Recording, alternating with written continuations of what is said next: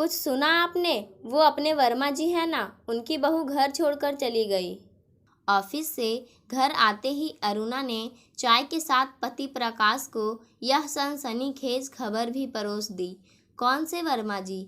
वो जो पिछली गली में रहते हैं, जिनके यहाँ हम भी गए थे शादी में। वो, लेकिन उस शादी के तो अभी 6 महीने भी नहीं हुए। आखिर ऐसा क्या हुआ होगा?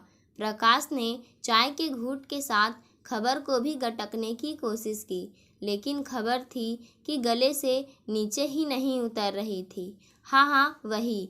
बहू कहती है ससुराल में उसे घुटन होती है। ये आजकल की लड़कियां भी ना, रिश्तों को तो कुछ समझती ही नहीं हैं। मानो रिश्ते ना हुए, नए फैशन के कपड़े हो गए। इधर जरा सा अनफिट हुए, उधर अलमारी से बाहर। एक हम थे जो कपड़ों को फटने तक रफू कर कर के पहनते रहते थे। वैसे ही रिश्तों को भी लाख गिले शिकवों के बावजूद निभाते रहते हैं। अरुणा ने अपने ज़माने को याद करके ठंडी सांस ली। लेकिन तुम्ही ने तो एक बार बताया था कि वर्मा जी अपनी बहू को एकदम बेटी की तरह रखते हैं। ना खाने पीने की पाबंदी, ना घूमने फिरने में रोक टोक, यहाँ तक कि अपनी बिटिया की तरह बहू को भी लेटेस्ट फैशन के कपड़े पहनने की छूट दे रखी है। फिर भला बहू को क्या परेशानी हो गई? वही तो, वर्मा जी ने पहले तो ज़रूरत से ज़्यादा लाड दुलार करके उसे सिर पर चढ़ा लिया, और देखो अब वही लाड दुलार उसके सिर चढ़कर बोलने लगा। इन बहुओं की लगाम तो कसकर ही रखनी चाहिए, जैसे हमारे ज़माने में रखी जाती थी। क्या मजाल कि मुंह से चू भी निकल जाए। अरुणा ने अपने समय याद किया। तो तुम भी कहाँ खुश थी मेरी माँ से? हर वक्त रोना ही रहता था तुम्हारी जवान पर। प्रकाश ने उसके ख्यालों के फूले हुए गुब्बारे को तंज की पीन चुभोकर फुस कर दिया। बस रहने दो। तुम्हारी माँ थी ही हिटलर की कार्बन कॉपी। उन्हें तो हमेशा मुझ में कमियां ही नजर आती थी। कहते हुए अरुणा ने चाय के बर्तन उठाए और बड़बड़ाते हुए रसोई की तरफ चल दी। प्रकाश ने भी टीवी चलाया और न्यूज़ देखने में व्यस्त हो गया। फिर वर्मा पुराण पर एक बारगी विराम लग गया और फिर, अरे अरुणा, सुना तुमने? वह अपनी किटी एडमिन कांता है ना, उसकी बेटी अपने पति को छोड़कर मायके वापस आ गई। दूसरे दिन शाम को पार्क में पड़ोसी संध्या ने उसे रोककर अपने चटपटे अंदाज में यह ब्रेकिंग न्यूज़ दी तो अरुणा के दिमाग में एक बार फिर से वर्मा जी की बहू घूम गई। क्या बात कर रही हो? उसने तो लव मैरिज की थी, फिर ऐसा क्या हुआ? अरुणा ने आश्चर्य से पूछा। अरे कुछ मत पूछो, ये आजकल की लड़कियां भी ना जाने किस दुनिया में जीती है। कहती है मुझसे गलती हो गई। शादी के बाद मुझे पता चला कि यह मेरे लिए परफेक्ट मैच नहीं है। यह भी कोई तर्क हुआ भला? संध्या ने हाथों के साथ साथ आंखें भी नचाई। अब क्या बताएं, यह तो आजकल घर घर की कहानी हो गई। बहुओं को ज़्यादा छूट दो तो उनके पर निकल आते हैं, कसकर रखो तो उन्हें घुटन होने लगती है। सहनशीलता का तो नाम ही नहीं है इनकी डिक्शनरी में। शादी की पहली सालगिरह से पहले ही बेटियां मायके आ जाती है और बहुएं ससुराल छोड़ जाती है। पता नहीं कहाँ जाएगी यह 21वीं सदी। कहते हुए अरुणा ने बात खत्म की और घर लौट आई। कहने को तो अरुणा ने बात खत्म कर दी थी, लेकिन क्या सचमुच सिर्फ बात को खत्म कर देने भर से ही मुद्दा भी खत्म हो जाता है? नहीं ना, और तब तो बिल्कुल भी नहीं, जब घर में खुद अपनी ही जवान औलाद हो। अरुणा रास्ते भर अपने बेटे किशोर के बारे में सोचती जा रही थी। उसकी उम्र भी तो विवाह लायक हो गई है। सीधे सरल स्वभाव का किशोर अपनी पढ़ाई लिखाई पूरी करके अब एक एमएनसी में आकर्षक पैकेज पर नौकरी कर रहा है। बेंगलुरु में अपना फ्लैट लेकर अकेला रहता है। घर का इकलौता बेटा है। देखने भी किसी फिल्मी हीरो सा डार्क, टॉल और हैंडसम है। क्या ये सब खूबियाँ किसी की पसंद बनने के लिए काफ़ी नहीं है? लेकिन फिर भी क्या गारंटी है कि मेरे होने वाली बहू किशोर के साथ निबाह कर लेगी? अरुणा के विचार थमने का नाम ही नहीं ले रहे थे। सुनिए, हम किशोर की शादी अपनी पसंद की लड़की से करेंगे या फिर किशोर की पसंद की लड़की से? एक रात अरुणा ने प्रकाश से पूछा, तुम भी ना बिना सिर पैर की बातें करती हो। अरे भाई, आजकल बच्चों की शादी की जाती है, उन पर थोपी नहीं जाती। सीधी सी बात है, यदि किशोर से किसी को पसंद कर रखा है तो फिर वही हमारी भी पसंद होगी। तुम तो बस उसके मन की थाह ले लो। प्रकाश ने अपना मत स्पष्ट किया। सुनकर अरुणा को यह राहत मिली कि कम से कम इस मुद्दे पर तो घर में कोई बवाल नहीं मचेगा। किशोर, तुम्हारी मौसी ने 2-3 लड़कियों का बायोडाटा भेजे हैं, तुम्हें व्हाट्सएप कर दूं? एक दिन अरुणा ने बेटे का दिल टटोलने की मंशा से कहा, अरे माँ, तुम मेरी पसंद तब से जानती हो जब मैं खुद भी कुछ नहीं जानता था। तुमसे बेहतर चुनाव मेरा नहीं हो सकता। तुम्हें जो ठीक लगे करो, किशोर ने अस्पष्ट कह दिया। उसके इस जवाब से तो यह साफ था कि वह अरेंज मैरिज चाहता है। अरुणा के दिल से एक बोझ उतरा, लेकिन अब दूसरा बोझ सवार हो गया। कहीं मेरी पसंद की लड़की किशोर की पसंद ना बन सकी तो? कहीं मुझसे लड़की को पहचानने में चूक हो गई तो? फोटो, बायोडाटा और 1-2 मुलाकातों में आप किसी को जान ही कितना पाते हो। अगर कुछ अनचाहा हुआ तो किशोर तो सारा दोष मुझ पर डालकर जिंदगी भर मुझे कोसता रहेगा। तो फिर कैसे चुनी जाए सर्वगुण संपन्न बहू, जो पति प्रिय भी हो और सास ससुर के साथ रिश्तेदारों की भी इज्जत करे? अरुणा फिर से उलझ गई। हर सवाल के जवाब गूगल बाबा के पास मिल जाते हैं, क्यों ना मैं भी उनकी मदद लूं? अरुणा ने सोचा और अगले दिन गूगल पर सर्च करने लगी। अच्छी बहू की तलाश कैसे करें? अरुणा ने गूगल सर्च कर टाइप किया और एक क्लिक के साथ ही कुछ सजी धजी भारतीय पहनावे वाली खूबसूरत लड़कियों की तस्वीरों के साथ कई सारी वेबसाइट्स के लिंक्स भी स्क्रीन पर आ गए, जिनमें लिखा था कि अच्छी बहू में क्या क्या गुण होने चाहिए। अच्छी बहू कैसे बना जाए, बहू को सांचे में कैसे ढाला जाए, सास बहू में कैसे तालमेल हो, आदि आदि। गूगल ने तो दिमाग में ही घालमेल कर दिया। नेट पर अच्छी बहू खंगालते खंगालते अरुणा का सिर चकराने लगा, लेकिन जो रिजल्ट वह चाह रही थी वह उसे फिर भी नहीं मिला। अब तो अरुणा और भी ज़्यादा दुविधा में फंस गई। क्यों ना किसी अनुभवी से सलाह ली जाए?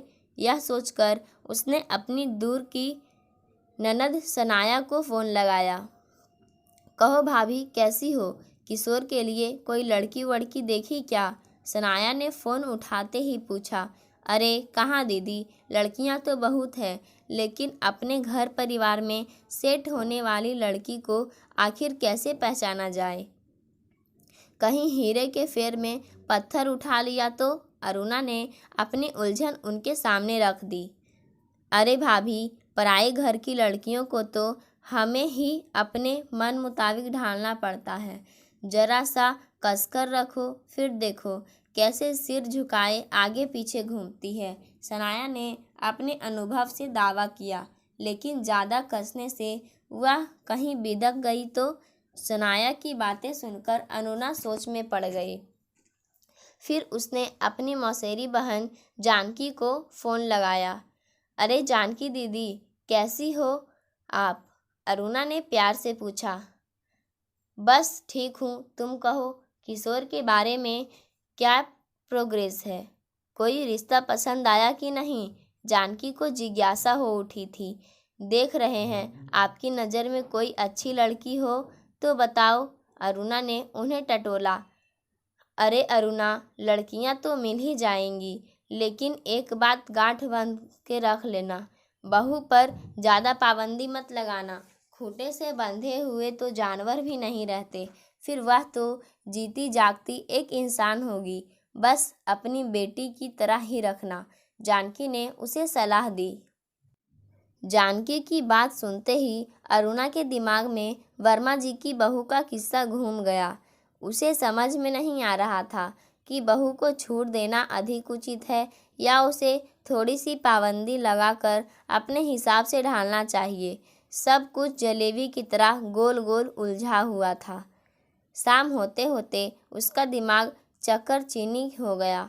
एक तो पक्की उम्र में ब्याह, ऊपर से पढ़ी लिखी होने का साथ साथ आत्मनिर्भर भी, ना झुकने को तैयार ना सहने को। आजकल की लड़कियों के दिमाग भी ना जाने कौन से आसमान में रहते हैं, अपने आगे किसी को कुछ समझती ही नहीं, अपने शर्तों पर जीना चाहती है। अरुणा को कुछ भी समझ में नहीं आ रहा था कि किशोर के लिए किस तरह की लड़की तलाश करे, कामकाजी या घरेलू, व्यावसायिक डिग्री वाली या सिर्फ उच्च शिक्षित। यह तो बिल्कुल भूसे के ढेर में सुई खोजने जैसा कठिन काम हो गया था। काम नहीं, इसे मिशन कहा जाए तो अधिक उपयुक्त होगा। खैर, जब किशोर की शादी की बात नाते रिश्तेदारों में वायरल हुई तो हर रोज़ कहीं ना कहीं से लड़कियों की फ़ोटो और बायोडाटा आने लगे। हर शाम पहले अरुणा उन्हें देखती परखती, फिर अरुणा की चुनी हुई लिस्ट पर प्रकाश की सहमति की मुहर लगती और फिर फाइनल अप्रूवल के लिए सारा डाटा किशोर को भेज दिया जाता। महीनों की कवायद के बाद आखिर सर्वसम्मति से रागिनी के नाम पर अंतिम मुहर लग गई। 5 फुट 4 इंच लंबी, रंग गोरा, काले घने बाल और आकर्षक व्यक्तित्व की स्वामिनी रागिनी यथा नाम यथा गुण एक ही नज़र में सबको पसंद आ गई। ऊपर से एमटेक की डिग्री, सोने पर सुहागा। जिसने सुना उसी ने किशोर को उत्तम चयन के लिए बधाई दी। अरुणा खुश थी, लेकिन एक डर अभी भी उसे भीतर खाए जा रहा था। डर यह कि कहीं रागिनी भी सोने की परत चढ़ा हुआ पीतल तो नहीं है।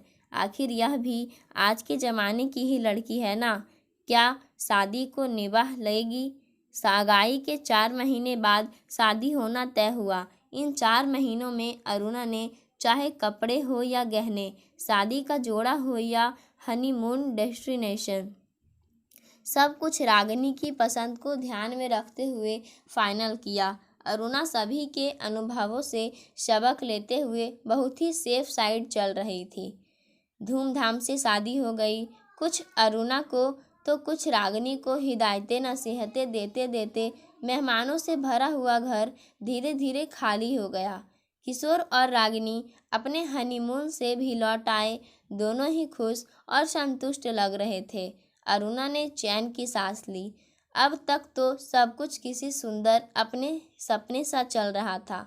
हकीकत से सामना होना अभी बाकी था। शादी के बाद किशोर और रागिनी का बेंगलुरु जाना तो तय ही था। अरुणा पैकिंग में उनकी मदद कर रही थी। हालांकि वह चाहती थी कि अभी कुछ दिन और रागिनी को लाड कर ले, लेकिन दूध का जला छाछ भी फूंक फूंक कर पीता है। आसपास के उदाहरण देखते हुए अरुणा कोई रिस्क नहीं लेना चाहती थी। वह नहीं चाहती थी कि उसकी किसी भी बात से रागिनी का मूड खराब हुआ और किशोर से उसे अपनी शादी के फैसले पर पछतावा हो। लो, अब मैडम की नई जिद सुनो। कहती है कि मम्मी जी और पापा जी को भी बेंगलुरु ले चलेंगे। मुझे मम्मी जी के साथ रहना है। अरे भाई, जब मम्मी के साथ ही रहना है तो इस बंदे से शादी ही क्यों की थी। किशोर ने डाइनिंग टेबल पर रागिनी को छेड़ा तो अरुणा आश्चर्य से रागिनी की तरफ देखने और सोचने लगी कि वहां जाकर ना जाने वह कौन सा तिरिया चरित्र दिखाएगी। और प्रकाश ने भी चौंक कर देखा। अरुणा आशंकित हो गई। उसने बेंगलुरु जाने में बहुत आनाकानी की, पर उसकी एक ना चली और चारों सदस्य बेंगलुरु आ गए। पढ़ाई के सिलसिले में कभी हॉस्टल तो कभी पीजी में रही रागिनी को घर में रहने की तौर तरीके नहीं आते थे। पूरा घर हॉस्टल की तरह ही बिखरा रहता था। घर का बुरा हाल देखकर अरुणा को बहुत कोफ्त होती थी। बाकी घर तो अरुणा सहेज लेती थी, लेकिन रागिनी की चीज़ों को हाथ लगाने की उसकी हिम्मत नहीं होती थी। इस बात से डरती थी और वह बहू को कुछ बोल नहीं पाती थी कि कहीं उसे बुरा न लग जाए और वह ससुराल छोड़कर अपने मायके जाने की ना सोचने लगे। साफ सफाई की तो छोड़िए, रसोई में भी रागिनी दक्ष नहीं थी। शौक कहो या मजबूरी, आए दिन उसे बाहर से पिज्ज़ा बर्गर ऑर्डर करने की आदत थी। सो यहाँ भी रोज़ बाहर से खाना आने लगा। उफ, यह रोज रोज बाहर का खाना जेब और पेट दोनों को भट्ठा बिठा देगा। लेकिन रागिनी को समझ आए तब ना।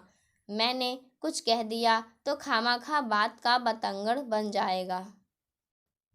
यह सोचकर अरुणा चुप्पी साध लेती। अरुणा रागिनी से मन ही मन भयभीत सी रहती थी। घर में सौहार्दपूर्ण वातावरण होते हुए भी एक अनजानी सी दूरी उसने अपने दोनों के बीच बना रखी थी। सहमी सहमी सी अरुणा ने खुद को एक खोल में बंद करके अपने चारों तरफ लक्ष्मण रेखा खींच ली। अरुणा ने खुद को तो एडजस्ट कर लिया, लेकिन पेट तो आखिर पेट ही था। अधिक सहन नहीं कर पाया और एक दिन प्रकाश की तबीयत खराब हो गई। क्या अरुणा, तुम भी बहू के आते ही फिल्मों वाली सास बन गई? एकदम आलसी हो गई हो। आलसी? अरे भाई, जरा रसोई में भी झांक लिया करो। यह रोज रोज क्यों मैदा मिर्च मेरा पेट अब बर्दाश्त नहीं कर रहा है। बाहर का खाते खाते मुझे होटल जैसी फील आने लगी है। अब कुछ घर वाली फीलिंग आने दो। प्रकाश ने मजाकिया लहजे में कहा। अगर रागिनी को बुरा लग गया तो? कहीं वह घर छोड़कर चली गई तो? जानते हो ना, आजकल की लड़कियां कुछ भी टॉलरेट नहीं करती। ना बाबा ना, मैं कोई रिस्क नहीं लूँगी। तुम थोड़ा सा बर्दाश्त कर लो। अपने घर चलकर सब तुम्हारे हिसाब से बना दूँगी। बर्दाश्त ना हो तो कुछ दिन एसिडिटी या हाजमे की दवाई ले लो। प्रकाश को समझाती हुई अरुणा कमरे से बाहर निकल गई। तभी वह किशोर से कमरे से आती रागिनी की आवाज़ सुनकर ठिठक गई। रागिनी किसी से फ़ोन पर बात कर रही थी। समझने की कोशिश करो, इस तरह तो यहाँ मेरा दम घुट जाएगा। यह माहौल ज़्यादा दिन रहा तो मैं बर्दाश्त नहीं कर पाऊँगी। रागिनी हालांकि बहुत धीरे धीरे बोल रही थी, लेकिन अरुणा को तो रोम रोम कान बना हुआ था। रागिनी की बातें सुनकर उसे चक्कर सा आ गया। वह वहीं लॉबी में कुर्सी पकड़कर बैठ गई। उनके परिवार की हंसी उड़ाते नाते रिश्तेदार, चटखारे लेते पड़ोसी, उदास नर्वस सा किशोर, मुंह छिपाते प्रकाश और भी ना जाने कितनी ही तस्वीरें उसके आंखों के सामने घूमने लगी। नहीं नहीं, वह इस तरह की स्थिति नहीं आने देगी। अपने परिवार की इज्जत और किशोर की आने वाली जिंदगी के लिए रागिनी के पांव पकड़ लेगी, लेकिन उसे यह घर छोड़कर नहीं जाने देगी। अरुणा ने निश्चय किया और किसी तरह उठकर रागिनी के कमरे की तरफ बढ़ गई। रागिनी बिटिया, मैं तो तुम्हें कुछ कहती भी नहीं। तुम पर किसी तरह की कोई पाबंदी भी हमने नहीं लगाई। देखो, अगर फिर भी तुम्हें मेरी किसी बात से तकलीफ हुई हो तो प्लीज़ तुम किशोर को कोई सज़ा मत देना। वह तुमसे बहुत प्यार करता है। तुम जैसे चाहो वैसे रहो, लेकिन घर छोड़कर जाने की बात मत सोचना। हम कल ही यहाँ से चले जाएंगे। अरुणा रागिनी के आगे गिड़गिड़ा कर बोली। रागिनी हतप्रभ सी उसे देख रही थी। पहले तो उसे कुछ भी समझ में नहीं आया, फिर अचानक उसका ध्यान अपने हाथ में पकड़े मोबाइल की तरफ गया और उसे अपनी माँ से होने वाली बातचीत याद हो आई। सारा माजरा समझ में आते ही रागिनी की हंसी छूट गई। वह खिलखिलाते हुए अरुणा के गले से झूल गई। ओह माँ, आप कितनी क्यूट हो। अब तक मुझसे इसीलिए दूरी बनाए हुए थी कि कहीं मुझे कुछ बुरा ना लग जाए, और मैं नासमझ इसे आपको एटीट्यूड समझ रही थी। माँ, यह सच है कि हम आजकल की लड़कियाँ अपने अधिकारों के लिए जागरूक है। हम ज़्यादती बर्दाश्त नहीं करती तो किसी पर ज़्यादती करती भी नहीं। परिवार में रहना हमें भी अच्छा लगता है, लेकिन अपने स्वाभिमान की कीमत पर नहीं। शायद आपने भी आजकल की लड़कियों को ठीक से नहीं समझा, लेकिन इतना पढ़ लिख कर आखिर में भी तो बॉडम ही रही ना। मैं भी अपने को कहाँ समझ पाई। रागिनी ने प्यार से अरुणा के गाल खींच लिए। लो कर लो बात भई, यह तो गजब ही हुआ। सास अपनी बहू से डर रही थी और बहू अपनी सास से। अरे अरुणा रानी, रिश्तों में समीकरण गणित की तरह नहीं होते कि 2 और 2 हमेशा 4 ही होंगे। यह 2 और 2 22 भी हो सकते हैं। जिस तरह से पांचों उंगलियां बराबर नहीं होती, उसी तरह से यह भी जरूरी नहीं कि जो सबके साथ हुआ वही तुम्हारे साथ भी हो। समझी तुम? यह कहकर प्रकाश ने ठहाका लगाया। जी पापा एकदम सही कह रहे हैं। चलिए आज हम सब आपकी पसंद की सब्जियां लेकर आते हैं। यह तो यूट्यूब पर कुछ भी बनाना सीखा जा सकता है, लेकिन जो रेसिपी माँ के हाथ की हो उसका भला किसी से क्या मुकाबला। माँ, मुझे भी खाना बनाना सीखना है, सिखाओगी ना? रागिनी ने अरुणा के गले में बाहें डाल दी। क्यों नहीं, जरूर। अरुणा मुस्कुरा दी। इस मुस्कुराहट में डर की परछाई बिल्कुल भी नहीं थी। पाठकों, आज की कहानी यहीं समाप्त होती है। धन्यवाद।